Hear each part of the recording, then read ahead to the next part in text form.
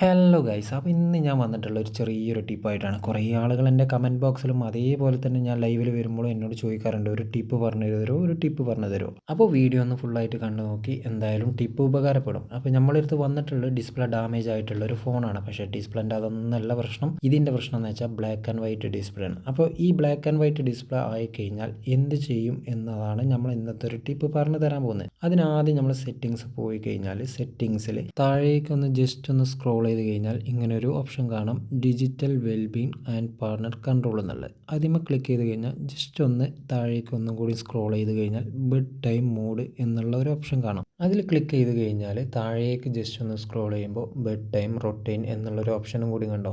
അതിൽ ജസ്റ്റ് ഒന്ന് ക്ലിക്ക് ചെയ്ത് കഴിഞ്ഞാൽ ഇതുപോലൊരു വിൻഡോ വരും. താഴേക്കൊന്ന് സ്ക്രോൾ ചെയ്താൽ നൺ എന്നുള്ളൊരു ഓപ്ഷൻ കാണാം. അതിൽ ക്ലിക്ക് ചെയ്ത് കഴിഞ്ഞാൽ ഈ ഒരു പ്രശ്നം ഇവിടെ സോൾവ് ആയി. ഇത് കസ്റ്റമർ തന്നെ ആക്കി വെക്കുന്നതാണ്, തനിയാവുന്നോ അല്ലെങ്കിൽ വേറെ ഒരു പ്രശ്നമോ ഡിസ്പ്ലേൻ്റെ ഒന്നുമല്ല. ഞാൻ ഇങ്ങനൊരു വീഡിയോ ചെയ്യാനുള്ള കാരണം എന്ന് വെച്ചാൽ ഞാൻ ഇതിൻ്റെ മുന്നേ വർക്ക് ചെയ്തിട്ടുള്ള ഒരു ഷോപ്പിൽ നിന്ന് അവിടുത്തെ ഒരു ജൂനിയർ ടെക്നീഷ്യൻ്റെ കയ്യിൽ നിന്ന് പറ്റിയൊരു അബദ്ധം ഇനി ആരടുത്തൊന്നും പറ്റരുത് എന്നുള്ള രീതിയിലാണ് ഞാൻ ഈ വീഡിയോ ചെയ്യുന്നത്. ഇതിൽ മനസ്സിലാക്കേണ്ട ഒരു കാര്യം എന്ന് വെച്ചാൽ ഇതൊരിക്കലും സോഫ്റ്റ്വെയർ കൊണ്ടോ അല്ലെങ്കിൽ ഡിസ്പ്ലേൻ്റെ പ്രശ്നം കൊണ്ടോ അങ്ങനെ ഒന്നും കൊണ്ടല്ല വരുന്നത്. ഇത് സെറ്റിങ്സിൽ ഇങ്ങനെ ആക്കി വെക്കുന്നതാണ്, ഇങ്ങനെ ചിലപ്പോൾ ആവാറുമുണ്ട്. സോ ഇന്നത്തെ വീഡിയോ എങ്ങനെ ഉണ്ടായിരുന്നു എന്നുള്ളത് കമൻറ്റ് ചെയ്യുക. അപ്പോൾ നിങ്ങൾക്ക് ഉപകാരപ്പെട്ടുകണമെങ്കിലും ജസ്റ്റ് ഒന്ന് പറയുക. അപ്പോൾ ഇന്നത്തെ വീഡിയോ ഇത്രയേ ഉള്ളൂ. അപ്പോൾ ഓക്കെ, ബായ്.